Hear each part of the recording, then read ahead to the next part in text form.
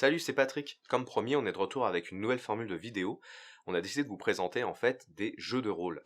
Alors, qu'est-ce que des jeux de rôle déjà? En fait, il faut bien s'arrêter sur le nom pour comprendre de quoi on parle. Il y a différentes sortes de jeux de rôle, il y a des jeux de rôle sur ordinateur, il y a plein de jeux de rôle en fait, mais nous on va vous parler de ce qu'on appelle les jeux de rôle sur table.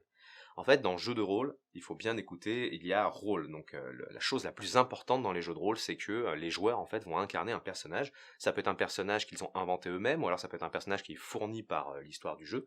En fait, ça dépend des jeux. Mais dans tous les cas, les joueurs vont jouer un personnage et c'est eux qui vont prendre les décisions pour ce personnage. Dans la grande majorité des jeux de rôle, il va y avoir un meneur de jeu qui va être en fait une sorte de metteur en scène conteur, qui va en fait justement raconter l'histoire dans laquelle les autres personnages vont devoir intervenir. Mais dans le jeu de rôle, il y a aussi jeu. Parce qu'en fait, c'est pas simplement du dialogue, il va aussi y avoir un aspect règle, avec la plupart du temps des dés, des lancers de dés à faire pour voir si on a réussi ou pas telle ou telle action. Donc après, il y a différentes sortes de systèmes de jeu selon les jeux, mais en tout cas, la plupart du temps, c'est des jets de dés qui vont dire si on a réussi ou pas telle ou telle action. Mais le plus clair, plutôt qu'une définition, c'est de tout de suite parler d'un vrai jeu de rôle, et aujourd'hui on a décidé de vous parler de jeu de rôle junior, qui est un jeu de rôle qui nous semble très adapté pour débuter. Donc on va vous présenter en fait bien le livre, un peu comment il est constitué, on va vous présenter également le contexte, donc de quoi parle ce jeu. On va aussi parler un peu des règles, histoire que ce soit plus clair pour vous, et à la fin on reviendra pour vous donner notre avis. Alors on va continuer notre partie de Royaume des Dragons qu'on avait commencé la dernière fois. Est-ce que vous pouvez juste me rappeler les personnages que vous jouez?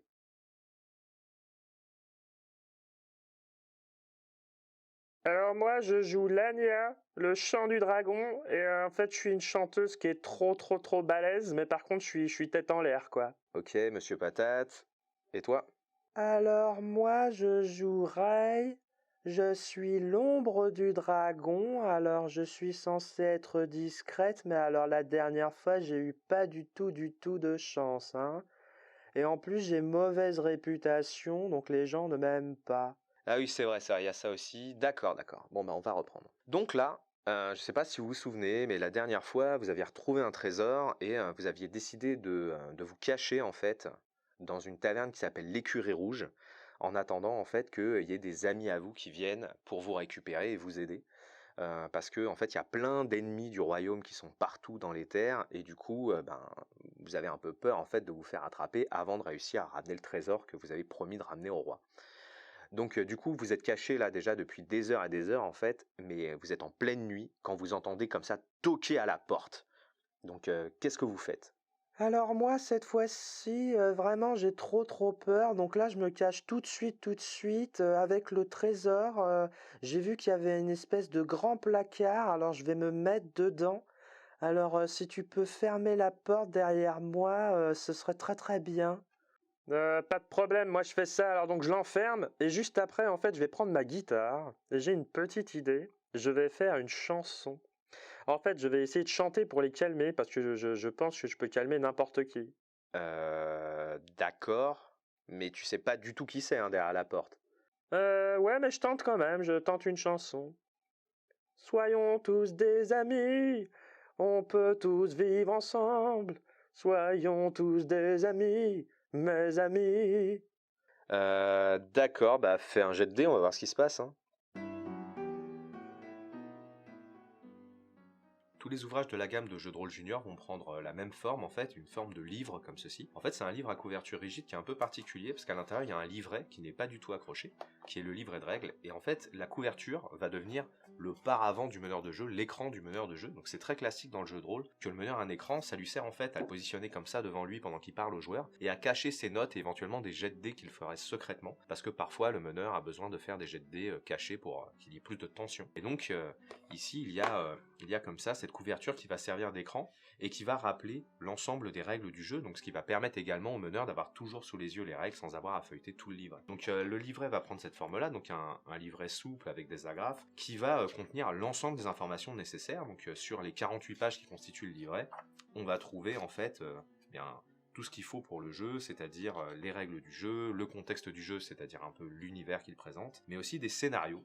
Donc les scénarios, c'est vraiment le cœur de ce qu'on trouve dans le jeu de rôle. Le scénario, en fait, c'est quoi? C'est simplement l'histoire que le meneur va raconter aux autres joueurs, mais qui est une histoire interactive, dans laquelle les joueurs vont pouvoir intervenir, interagir, faire leurs propositions, leurs propres dialogues, et ainsi de suite. Ce qui est sympa dans le format de jeu de rôle junior, c'est que déjà c'est très aéré, très espacé, c'est agréable à lire, et il y a plein de petits encadrés avec des petits conseils, des rappels. Là par exemple, il y a les trucs et astuces pour une bonne partie, à la fois pour le meneur de jeu et pour les personnages joueurs, donc c'est vraiment bien réfléchi pour mettre à l'aise en fait un joueur qui débute dans le jeu de rôle, et ça c'est vraiment quelque chose qu'on a apprécié. Et pareillement, il y a plein de petites choses, bon, des exemples qui sont bien détaillés, mais il y a aussi, moi ce que j'ai beaucoup apprécié, c'est que dans le cadre des scénarios en fait, il y a comme ça des QR codes en fait à flasher pour mettre des petites musiques d'ambiance. Donc c'est une petite attention, on va dire bonus, hein, qui n'était pas obligatoire dans le jeu, mais qui permet de rendre comme ça l'aventure plus immersive. Et donc c'est sympa d'avoir comme ça fait l'effort de proposer des petites musiques d'ambiance. Il faut savoir que il y a aussi du matériel qui est fourni avec. Donc à la fin du livret, il y a une petite enveloppe ici, dans laquelle on va pouvoir ranger les personnages en fait, puisqu'il y a toutes sortes de personnages préfaits qui sont proposés dans le jeu. D'ailleurs, c'est un jeu qui ne propose pas de créer son propre personnage, hein. Il va falloir choisir un des personnages qui est à disposition, mais on voit qu'il y a beaucoup de choix, hein. Il y en a une douzaine, il me semble. Et il va y avoir également des petits jetons qui vont éviter d'avoir à tout noter. Donc il y a toutes sortes de jetons dans le jeu, hop, qu'on va mettre ici. Il y a des jetons pour compter les points de vie, les points de magie, pour les sortilèges, si éventuellement on a des malédictions, ce genre de choses. Donc ça aussi, c'est vraiment bien vu, le fait d'avoir un petit peu de matériel plus sympa à proposer aux joueurs, plus visuel que simplement noter avec un crayon et une gomme, et qui se range, comme vous voyez, très facilement à la fin de la partie dans une enveloppe. Le jeu va proposer en fait toutes sortes d'univers différents, et justement on va prendre un peu le temps de vous présenter l'ensemble des univers qu'on va trouver dans le jeu de rôle junior.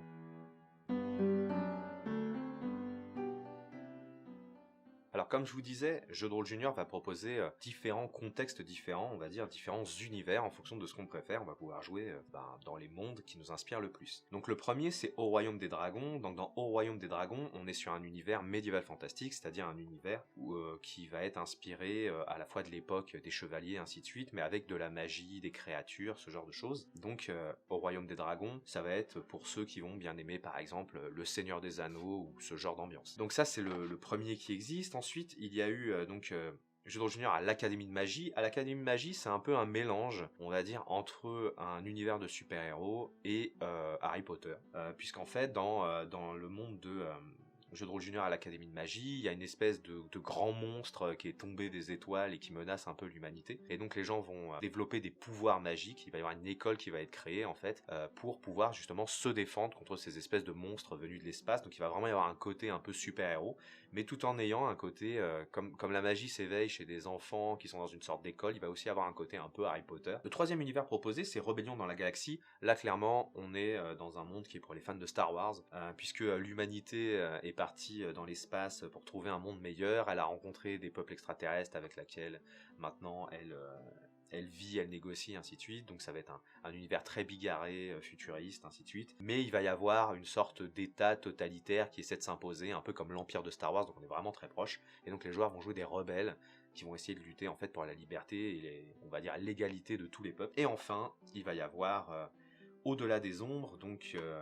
qui est le dernier sorti jusqu'ici, hein, peut-être qu'il y en aura d'autres. Dans Au-delà des ombres, les joueurs en fait jouent des étudiants, enfin des élèves d'un lycée aux États-Unis, alors qu'il va y avoir plein de phénomènes étranges qui vont se passer dans leur petite ville perdue, et ils vont devoir se défendre comme ça contre les monstres, les créatures bizarres qui vont surgir de la nuit. Donc on est vraiment dans une ambiance un peu plus, on va dire film d'horreur, mais film d'horreur pour adolescents, c'est-à-dire que on rigole finalement autant qu'on a peur, et on est vraiment dans une ambiance comme ça, un peu de teenage movie, on va dire. Donc c'est vraiment un univers qui est très différent des autres qui sont proposés. Donc c'est aussi pour ça qu'on voulait vous présenter Jeu de rôle junior aujourd'hui, parce que c'est un jeu qui a déjà une gamme qui est finalement assez étoffée, et qui permet à chacun d'aller vers ce qui l'intéresse le plus. Donc c'est important dans le jeu de rôle, vu qu'on est dans l'incarnation d'un personnage, de vivre dans un univers qui nous parle, et celui-ci en propose plusieurs différents et tous intéressants.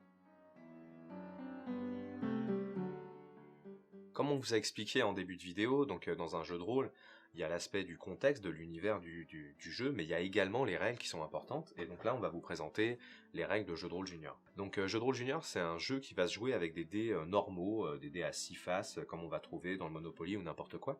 Les dés ne sont pas fournis dans le jeu, donc il va falloir prendre les dés d'un autre jeu pour pouvoir jouer, et dans l'idéal il en faudra 3 tout simplement parce que vous allez voir qu'au maximum on va lancer 3 dés en même temps. Donc dans la plupart des jeux de rôle en fait, les personnages sont présentés par une fiche de personnage. Ici on a une des fiches de jeu de rôle junior avec des caractéristiques, avec différentes valeurs en fait qui vont montrer les points forts et les points faibles de son personnage. Dans le jeu de rôle junior il y a 4 attributs, donc qui sont un petit peu les 4 caractéristiques différentes qu'un personnage peut avoir, qui vont les définir. Il va y avoir l'agilité, qui va dire en fait si le personnage est rapide, s'il est habile, ce genre de choses. Il va y avoir le charisme, qui va montrer en fait un personnage qui parle bien ou qui au contraire n'est pas du tout à l'aise à communiquer avec les autres.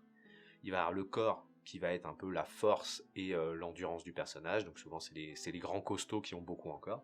Et enfin il va y avoir l'esprit, qui va montrer si le personnage est plutôt malin ou si au contraire il a plutôt du mal à, on va dire, à faire des déductions, des connexions, ce genre de choses. Donc en fait, en se basant sur ces 4 caractéristiques de base, le meneur de jeu va parfois demander des tests pour voir en fait si une action est réussie. Donc par exemple, si, je ne sais pas, moi je suis en train de jouer un personnage qui essaie de se cacher, dans le jeu de rôle il ne suffit pas de déclarer quelque chose pour qu'il se produise, il faut que les dés, on va dire, valident l'action entreprise pour que ça réussisse. Et donc par exemple, le meneur va pouvoir me demander de faire un test, il va dire par exemple, ah bah puisque tu vas avancer sans faire de bruit, c'est plutôt de l'agilité qui est importante, je vais regarder mon agilité, je vais refaire un jet de dés. Dans Jeu de rôle junior, en fait, on va à chaque fois lancer le même nombre de dés que son score dans la caractéristique. Donc là par exemple, j'ai 2 en agilité, ça veut dire que je vais jeter 2 dés.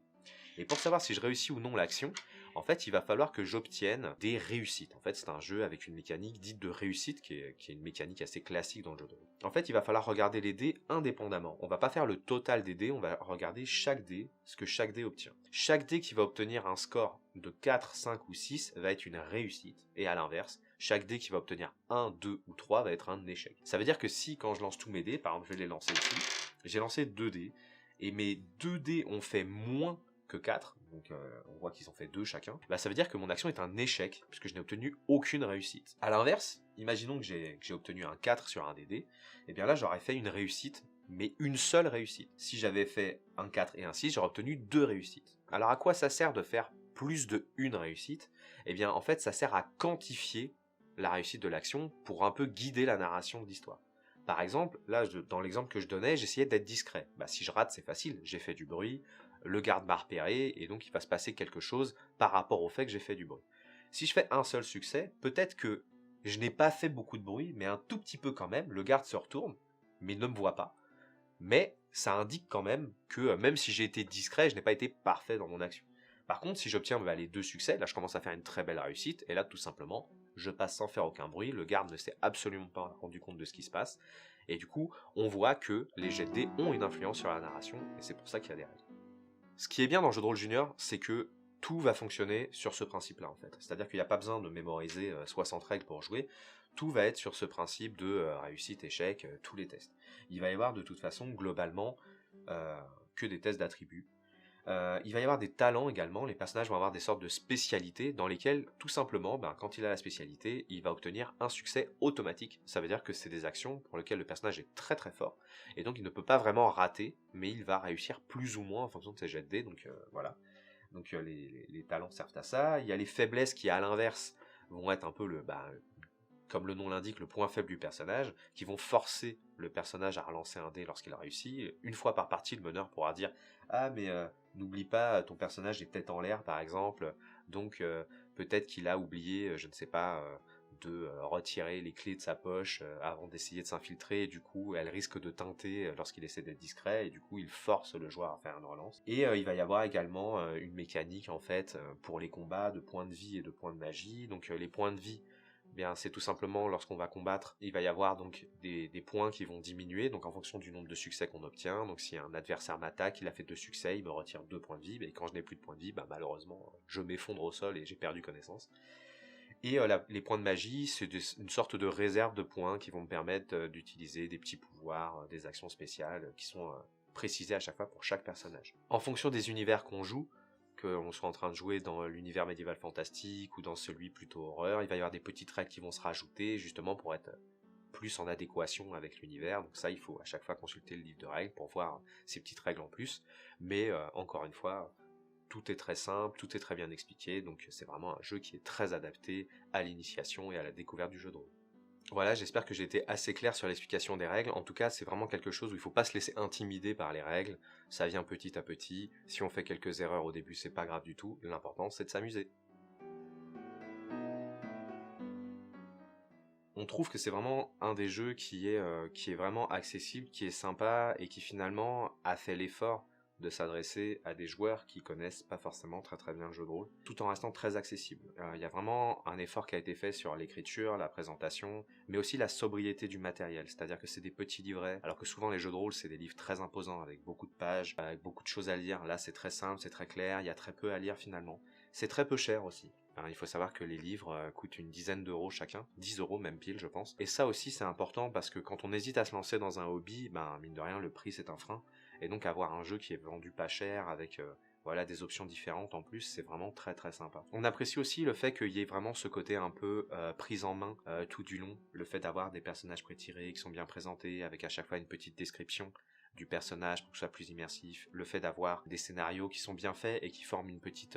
dans le jeu de rôle on appelle ça une campagne, c'est-à-dire c'est un peu comme une série on va dire, les épisodes vont se suivre, à chaque fois il y a 4 épisodes qui vont se suivre, qui vont former une grande histoire, donc c'est sympa aussi de se dire qu'on part sur une grande histoire mais qui va se jouer assez rapidement parce que toutes les scènes en fait des scénarios sont bien découpés et on prévoit que oui en moins d'une heure un scénario va pouvoir être joué, donc c'est quelque chose qui est vraiment accessible. Parfois, dans certains jeux de rôle, c'est plus compliqué, les scénarios sont très longs, ils sont difficiles à mettre en œuvre, et là, il y a vraiment quelque chose de l'ordre de l'accompagnement qui est très très bien pensé et qui pour nous faisait que c'était un jeu qu'on voulait présenter. Je reviens un peu sur la forme de jeu de rôle junior, donc la forme que je vous ai présentée, c'est la forme de livre. Ils ont essayé aussi de faire un format boîte, qui coûte une quinzaine d'euros au lieu d'une dizaine, alors qu'il y a des avantages et des désavantages, donc je vais vous présenter très rapidement les différences entre la boîte et le livre. En fait, dans la boîte, qui est ici, l'avantage c'est que ça va vraiment être du tout en un. C'est-à-dire qu'il va y avoir les dés déjà fournis, donc il n'y a pas à en chercher dans une autre boîte de jeu. Et il va y avoir aussi en fait du matériel un peu plus soigné. Donc les cartes de personnages par exemple vont être un peu plus épaisses, avec des bords mieux découpés, enfin voilà, donc il y a vraiment une présentation qui est plus soignée. Mais globalement ça va être la même chose, c'est-à-dire qu'on va trouver le même type de jetons, et on va trouver également un écran, mais qui par contre ne prendra plus la même forme, ce sera plus la couverture rigide qu'on va poser au milieu, ça va être un tout petit paravent qui va prendre cette forme-là. Alors il est plus sobre, mais l'intérêt qu'il a, c'est que du coup il peut être utilisé dans n'importe quel univers, puisqu'il n'y a aucun dessin d'univers dessus. Il prend pas de place sur la table quand il est posé, et il rappelle de la même façon l'ensemble des règles, donc il est plutôt pratique en fait, ce tout petit écran comme ça, sous cette forme-là, il est plutôt pas mal, et surtout il est plus bas. Alors ça, les vieux du jeu de rôle qui jouent depuis longtemps sont pas tous d'accord sur l'intérêt d'avoir un écran qui soit bas ou un écran qui soit haut. Il y a des batailles de paroisse, on va dire, là-dessus. Moi, personnellement, je suis plutôt partisan des écrans qui sont bas parce qu'ils permettent de voir les joueurs, et les joueurs peuvent vous voir. Et c'est quand même un jeu social où il faut qu'il y ait une interaction. Pour moi, c'est important qu'il y ait des échanges de regards. Donc plus l'écran est bas, finalement, mieux c'est, puisque l'objectif réel, c'est juste de cacher les notes et des jets de dés. Et pour ça, l'écran n'a pas besoin de mesurer 50 cm de haut. Plus bas il est, mieux c'est. Au niveau du livret, par contre, là, on va être sur un tout petit livret, un petit peu comprimé. Alors, on va trouver exactement les mêmes informations, mais du coup, la maquette est plus compressée. C'est pas forcément plus mal, c'est-à-dire que l'avantage c'est on peut balader le livret n'importe où, dans un sac à main pour lire les règles, ainsi de suite. Mais certains vont préférer sans doute avoir une présentation plus large, plus grande, on peut plus profiter par exemple des cartes, ce genre de choses. Donc ça, c'est à chacun d'évaluer ce qu'il préfère ou pas, mais en tout cas, voilà, donc les deux propositions existent. Alors pour l'instant que pour Au Royaume des Dragons, c'est le seul qui existe en format boîte pour l'instant, en tout cas si je ne m'abuse. Mais voilà, donc c'est à chacun de faire son choix sur ce qu'il préfère. Nous on préfère le format livre, on pense quand même sur l'ensemble. Déjà parce que il y a vraiment un côté sympa en termes de rangement de bibliothèque, et aussi parce que on va dire dans la tradition du jeu de rôle, le format livre c'est quand même quelque chose d'important. Mais concrètement, les deux formats sont cool, donc il faut vraiment aller sur ce qu'on préfère. On espère qu'avec cette première vidéo, on vous a donné envie de tester le jeu de rôle, et que Jeu de rôle Junior sera justement le candidat que vous choisirez pour cela. En tout cas, nous, on vous donne rendez-vous bientôt pour de prochaines vidéos, parce qu'en fait, on a dans l'intention, en fait, comme ça, de faire tout un cycle de vidéos sur les jeux de rôle d'initiation.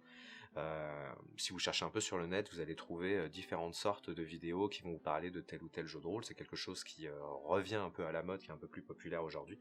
Mais nous, on veut vraiment mettre l'accent sur le jeu de rôle d'initiation, donc à destination des enfants, comme jeu de rôle junior qui peut être joué à partir de 9 ans sans problème, mais aussi tout simplement pour des gens qui veulent débuter le jeu de rôle, qui savent pas trop comment s'y prendre. Donc on va essayer au fur et à mesure des vidéos de vous présenter un peu tout le panel de ce qui peut exister dans le jeu de rôle et aussi de vous donner des petits conseils pour que vous puissiez débuter dans les meilleures conditions possibles. Donc on se dit à très bientôt pour une prochaine vidéo. L'autre, il oublie tout le temps, mais il y a un truc qui est très important. Abonne-toi!